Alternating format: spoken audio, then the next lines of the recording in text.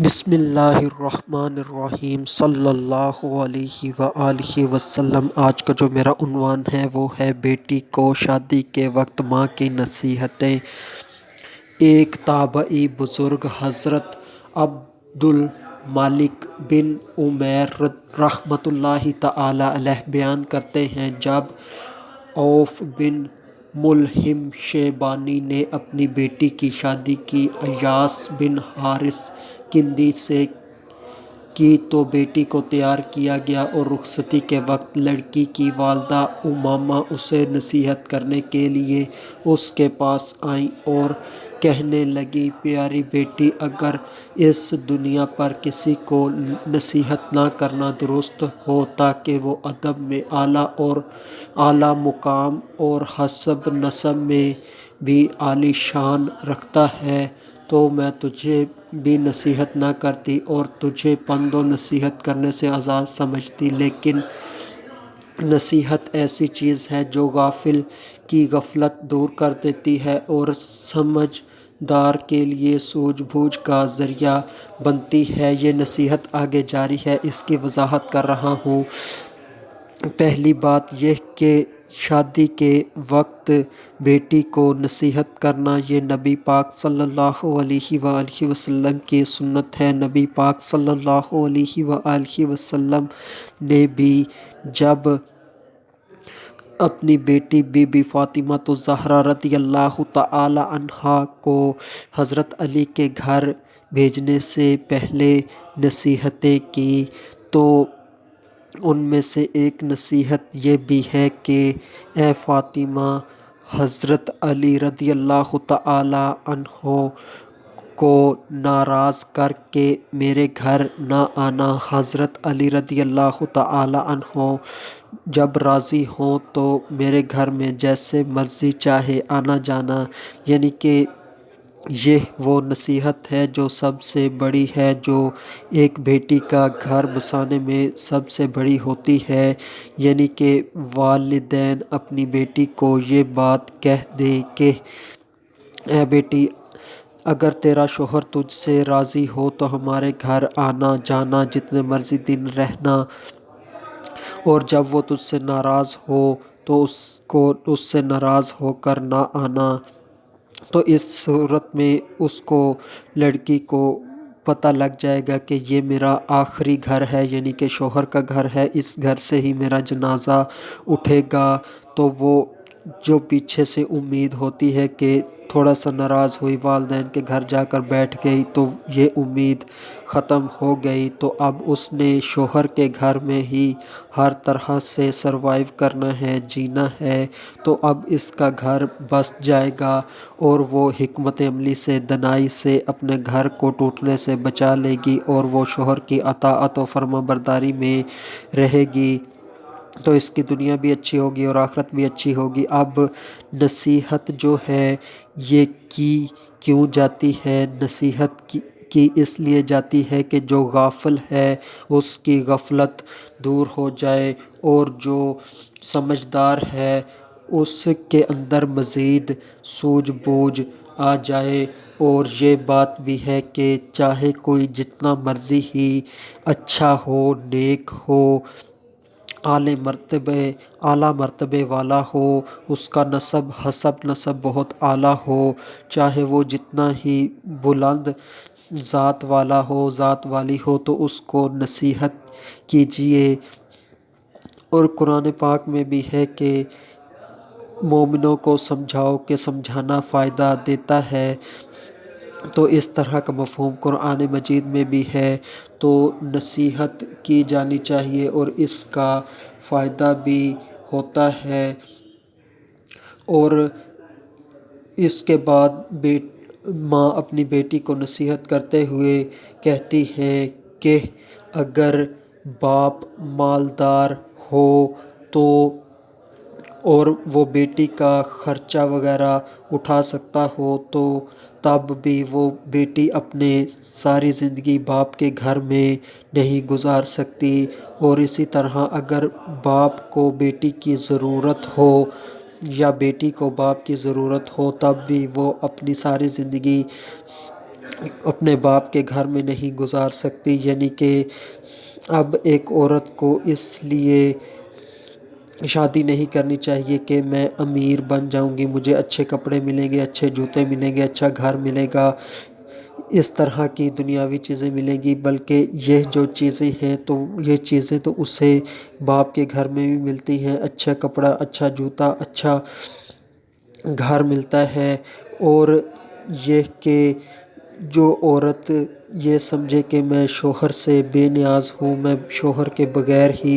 زندگی گزار لوں گی، میرے پاس باپ کا گھر ہے، روٹی ہے، کپڑا ہے، ساری ضروریات پوری ہو رہی ہیں، تو ایسا ممکن نہیں ہے۔ اللہ پاک نے ایک عورت کو مرد کے لیے ہی پیدا کیا ہے، اور مردوں کی بھی ضرورت عورت سے ہی پوری ہوتی ہے، تو عورت کو چاہیے کہ وہ شادی کرے اور ماں باپ کے گھر ہی نہ بیٹھی رہے۔ یعنی کہ اگر کوئی عورت اتنی مالدار ہو، اس کا باپ اتنا مالدار ہو کہ وہ اس کو گھر میں رکھ سکتا ہو، تو وہ شادی سے بے نیاز ہو سکتی ہو تو ہوتی، یعنی کہ تجھے بھی اب شادی کرنا ہی ہوگی، تجھے اپنے والد کا گھر چھوڑنا ہوگا۔ اور اس کے بعد مزید نصیحت کرتی ہیں، جس ماحول میں تیری پیدائش ہوئی اور جس گھونسلے میں تو نے پرورش پائی، تو اسے خیر بات کہہ کر ایسی جگہ جا رہی ہے جس سے تو انجان ہے، اور ایسے ساتھی کی طرف جا رہی ہے جس سے تو نامانوس ہے۔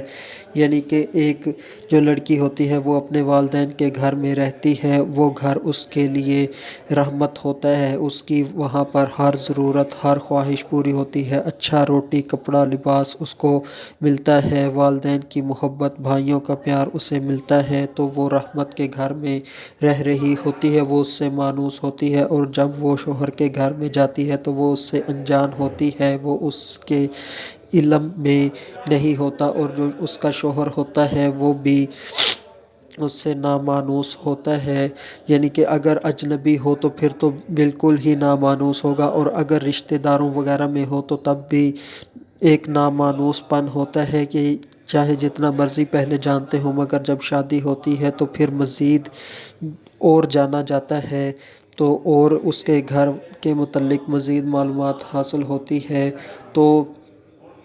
اس طرح سے اجنبیت محسوس ہوتی ہے۔ وہ تجھ پر اپنی ملکیت کے سبب بادشاہ بن گیا تو اس کی لونڈی یعنی کہ فرما بردار بن جائے، یعنی کہ اللہ پاک نے مردوں کو عورتوں کے اوپر حاکم بنایا ہے، یعنی کہ مرد عورت کی زندگی کو چلائیں گے کہ وہ اس طرح سے اپنے معاملات کریں۔ اور جب ایک عورت اپنے شوہر کی مطیع و فرما بردار بن جاتی ہے تو شوہر بھی اس کا پھر تابع دار ہو جاتا ہے، غلام ہو جاتا ہے۔ اب اس کی ماں اس کو 10 نصیحتیں کرتی ہے، اور ان 10 نصیحتوں میں یہ ہے کہ پہلی نصیحت خاوند کے ساتھ قناعت، یعنی کہ جس طرح سے جس حالات میں شوہر آپ کو رکھ رہا ہے اس کے اوپر قناعت کی جائے، اللہ پاک کا شکر ادا کیا جائے، صبر کیا جائے، جس طرح کا روٹی کپڑا مکان مل رہا ہے شوہر کے ساتھ عزت و آبرو کے ساتھ زندگی گزاری جائے، اپنی عزت و آبرو کا سودا نہ کیا جائے، کیونکہ بہت ایسا ہوتا ہے کہ دھوکے باز انسان عورتوں کے زندگی میں آتے ہیں، وہ اسے لالچ دیتے ہیں کاروں میں سیر کرانے کا، وہ اسے لالچ دیتے ہیں اچھے زیورات کا، وہ اسے لالچ دیتے ہیں برانڈ کے مہنگے کپڑوں کا، وہ اسے لالچ دیتے ہیں سیر و تفریح کا، وہ اسے لالچ دیتے ہیں اپنی محبت کا، وہ اسے لالچ دیتے ہیں شادی کا، تو پھر لالچ میں آ کر عورت اپنے شوہر کو چھوڑ بیٹھتی ہے اور اپنی زندگی برباد کر بیٹھتی ہے، قناعت نہیں کرتی۔ تو عورت کو چاہیے کہ وہ قناعت کرے، اپنے شوہر کو ہی سب کچھ جانے اور اسی کے ساتھ ہی ساری زندگی گزارے، اور تصور کر لے، یقین کر لے کہ میں نے اسی کے ساتھ ہی جینا اور مرنا ہے۔ اور یہ بات بھی عورت خیال رکھے کہ جو شوہر کی بات ہے اس نے ماننی ہے، اس کے مطابق کام کرنا ہے، اس کی فرما برداری کرنی ہے، اگر وہ شرع کے مطابق ہو۔ تو اگر ایک عورت اپنے شوہر کے لیے قناعت اختیار کرتی ہے تو اس کا دل راحت سے بھر جائے گا، اللہ پاک اس میں راحت بھر دے گا۔ اور جب ایک عورت شوہر کی جائز بات کو مانتی ہے، غور سے سنتی ہے اور اس کے اوپر راضی ہو جاتی ہے تو وہ اس کے مطابق کام کرتی ہے تو رب بھی اس سے راضی ہو جاتا ہے۔ اور ایک نصیحت یہ بھی ہے کہ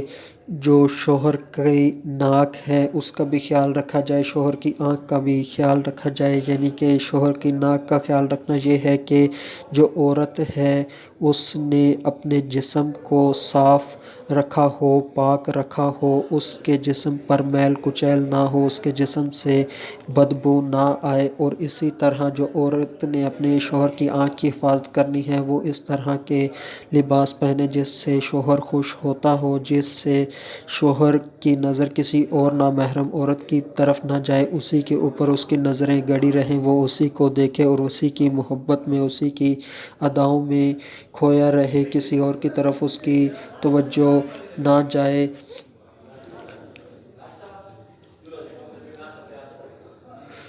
اور یعنی کہ عورت کے اندر شوہر کو کوئی ناپسندیدہ چیز دکھائی نہ دے، وہ تجھ سے اچھائی ہی دیکھے۔ اور اسے چاہیے کہ عورت کو بناؤ سنگھار کرے، یعنی کہ نہائے دھوئے، سرما، کنگھی، تیل، مہندی وغیرہ لگائے۔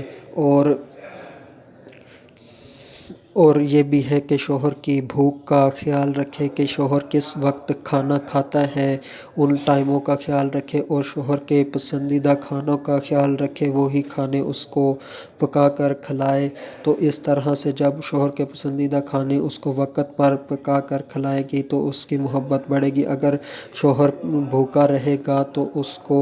غصہ آئے گا اور کام خراب ہوگا، یعنی کہ اگر ناپسندیدہ کھانے بنائے تو اس سے آدمی کے اندر بھڑک جاتا ہے، غصہ آ جاتا ہے۔ اور اسی طرح شوہر کی نیند کا بھی خیال رکھنا ہے کہ کس وقت وہ سوتا ہے، کس وقت آرام کرتا ہے، کتنی دیر کرتا ہے، تاکہ اس کو ڈسٹرب نہ کیا جائے، وہ پورا وقت آرام کر لے۔ تو جب شوہر کی پوری نیند ہوگی تو وہ سکون محسوس کرے گا، اور جب نیند پوری نہیں ہوگی تو غصہ اس کو آئے گا۔ اور اس کے ساتھ ساتھ جو شوہر کے رشتہ دار ہیں ان کے ساتھ بھی اچھا سلوک کرنا ہے اور ان کے اہل و عیال کو اہمیت دینی ہے، یعنی کہ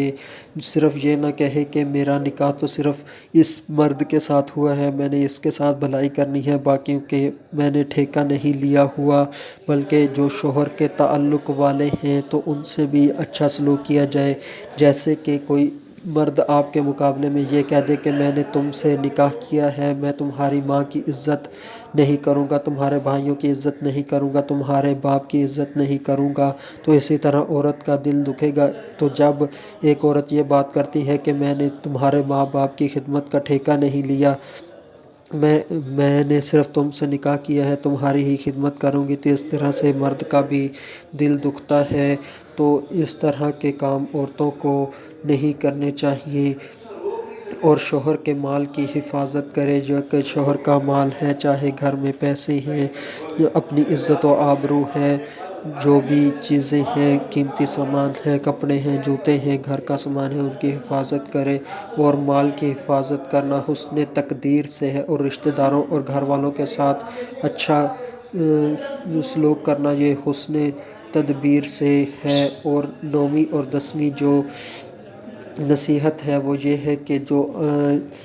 اگر کوئی شوہر اپنی بیوی کو راز کی بات بتاتا ہے تو بیوی کو چاہیے کہ وہ بات کو راز ہی رکھے اور اس کو دوسروں پر ظاہر نہ کرے، اور اگر ایسا کرے گی تو وہ بے وفائی سے نہیں بچ پائے گی، یعنی کہ شوہر بھی اس کے ساتھ بے وفائی کرے گا، اور اگر نافرمانی کرے گی تو سینے سے غصہ بھڑک اٹھے گا، یعنی کہ شوہر کی اطاعت و فرما برداری کرے ہر جائز معاملے میں۔ اگر شوہر کی جائز باتوں کو بھی عورت نہیں مانتی تو اس کا سینہ غصے سے بھڑک اٹھتا ہے، اور جب شوہر کی راز کی باتیں وہ دوسروں کو بتا دیتی ہے تو اس سے شوہر اس سے بے وفائی کرے گا۔ تو یہ بات اکثر ہوتی ہے کہ عورتیں جو ہیں وہ اپنے اندر کسی بات کو زیادہ دیر تک محفوظ نہیں رکھ سکتی، وہ کسی اور کو بتا دیتی ہیں، وہ ایسا کرتی ہیں کہ وہ کہتی ہیں بہن یہ بات میں صرف تمہیں ہی بتا رہی ہوں، تم آگے کسی کو نہ بتانا، اس طرح کر کے وہ ہر ایک کو بتا دیتی ہے، پھر وہ اسی طرح آگے ایک اور کو بتا دیتی ہے، اس طرح وہ بات پھیل جاتی ہے۔ تو جو بہت شوہر کو چاہیے کہ جو بہت ہی راز کی بات ہو، قیمتی بات ہو، وہ اپنی بیوی کو بتائے ہی نہ، کیونکہ وہ راز نہیں رہے گا، ظاہر ہو جائے گا، اور اس کے ساتھ ویسے دل لگی کی اور باتیں کرتا رہے۔ اور ماں کی یہ بھی نصیحت ہے کہ جس قدر ہو سکے شوہر کی عزت کرنا، اسے اعلیٰ مقام دینا اور اس کو اہمیت دینا، اس کے مقام کا خیال رکھنا۔ تو اس طرح کی ماں نے بیٹی کو نصیحتیں کی، اور اپنی پسند کو ناپسند کو شوہر کی پسند اور ناپسند کے مطابق کر لو، اس کی رضا کو لازم پکڑ لو، اس کی خواہش کو اپنی خواہش پر ترجیح نہ دو، اللہ پاک تیرا بھلا کرے اور تیری حفاظت کرے۔ یہ جو نصیحتیں بیان ہوئی ہیں یہ احکام النساء لا بن جوزی باب الرابع کے اندر موجود ہیں۔ ظاہر ہے کہ دلہن کی والدہ نے شادی سے پہلے بھی اپنی بیٹی کو نصیحتیں کی ہوں گی اور اپنی بیٹی کو سمجھایا ہوگا، اچھی پرورش کی ہوگی، اچھی تعلیم دی ہوگی، مگر شادی کے وقت جو نصیحتیں کی جاتی ہیں یہ بیٹی کو ساری عمر نہیں بھولتی اور ساری عمر ان کو یاد رکھتی ہے اور ان کے اوپر عمل کرتی ہے، اور اسی طرح سے وہ کامیاب زندگی گزارنے میں کامیاب ہو جاتی ہے، اور اس طرح سے وہ کامیاب بن جاتی ہے۔ تو بیٹیوں کو نصیحتیں ضرور کرنی چاہیے اور ان کے دل کا بھی خیال رکھا جائے، اور ایسا بھی نہ ہو کہ ظالمانہ سلوک بیٹیوں سے کیا جائے کہ انہیں یہ کہہ دیا جائے کہ بیٹی اب ہم نے تمہاری ایک دفعہ شادی کر دی ہے، اب تم نے وہاں ہی رہنا ہے، چاہے جیو چاہے مرو۔ اس طرح کی باتیں نہ کی جائیں، بلکہ اس کے نازک دل کا بھی خیال رکھا جائے اور حکمت عملی سے اس کی گھر کو بھی بسانے کی کوشش کی جائے۔ اگر کوئی معاملہ خرابی آ جائے تو پیار و محبت سے بیٹی کو بھی سمجھایا جائے،